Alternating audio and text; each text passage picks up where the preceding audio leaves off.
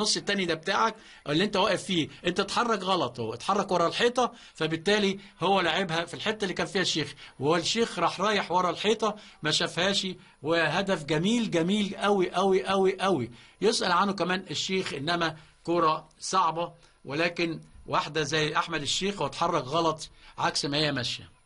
الشناوي احمد الشناوي، هل هو اتشد؟ اهو ادي مصطفى فتحي لمهم الاثنين، وبعدين وقع لوحده. الصراحه بتاعت ربنا احنا في رمضان وهو واقع لوحده، اتبحتروا الصراحه يعني. فابراهيم نور الدين ما هوش فت النهارده، ومش واخد الزاويه صح، انما قراره هيمشي ضربه جزاء لنادي الزمالك. ضربه جزاء لنادي الزمالك، و راح اهو ادي مصطفى، هو وقع لوحده الصراحه، انما الحكم قراره هيبقى نهائي، وراح.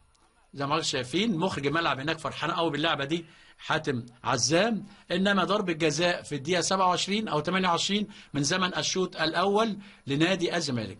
حازم امام بيقول له شوت، اكيد مستر فيريرا قايل لحد يشوت، وضربه جزاء في الدقيقه 28 من لنادي الزمالك.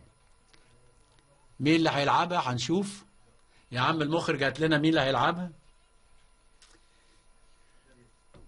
عمر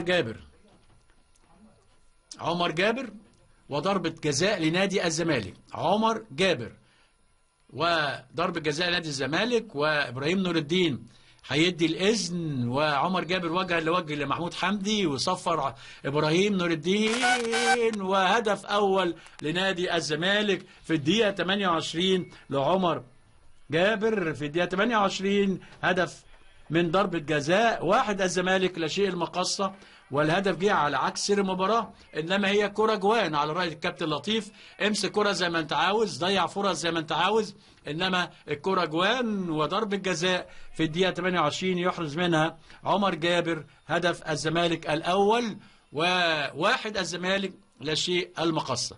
ادي عمر، وادي ركنها حلو قوي، وهدف لنادي الزمالك. هنشوف هل الهدف ده يعني هيقل من حماس المقاصة، هيلم نادي الزمالك